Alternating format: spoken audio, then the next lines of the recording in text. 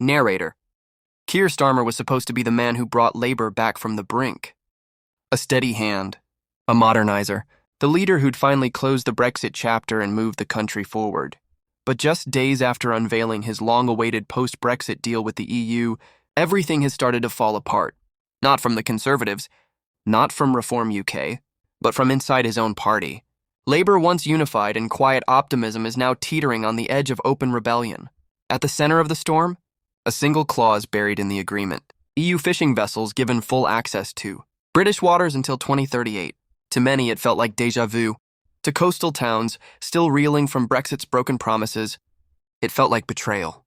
In Grimsby, Plymouth, and fishing villages across Scotland, outrage lit up overnight. Boats sat idle. Livelihoods looked doomed. And trust sinking fast. Paul Lyons, a respected industry voice, didn't mince words. We were promised control. Instead, we've been sold out.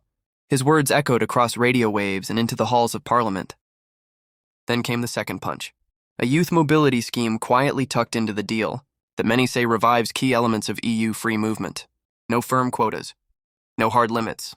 Thousands of young Europeans allowed to live and work in the UK. To leave voters? It was everything they thought they'd left behind.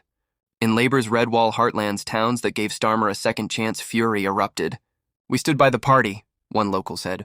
Now we're being ignored all over again. Behind closed doors, the fallout is turning nuclear. Labour MPs, many from Brexit-backing constituencies, are furious. One even called the deal a political suicide note. And shockingly, a motion of no confidence? Not just a rumor anymore. It's being drafted. Right now, in a tense meeting, insiders say Starmer lost his cool. He reportedly called rebellious MPs traitors, threatened deselections. But instead of calming things down, it blew the lid off. MPs started calling him a dictator, a backstabber, a sellout, and the number of MPs ready to rebel? Growing. Fast. Nigel Farage jumped on it instantly, sarcastically naming Starmer Reform UK's Employee of the Month. And Reform's numbers? Rising. Labour's once solid poll lead? Shrinking. The Conservative Party? Suddenly watching from the shadows, smelling blood. Starmer's leadership, once built on control and calm, is now cracking. Backbenchers are openly defiant. Shadow cabinet members are weighing resignations. And in Labour group chats, the talk isn't subtle anymore. Some MPs are already pushing for him to go. Names are being floated not for ambition, but for survival. Angela Rayner. West Streeting. Lisa Nandy. It's not just a debate anymore. It's a countdown. We were sent here to protect Brexit, one MP roared in Parliament. Not to give it back to Brussels. Across the country, the message is clear.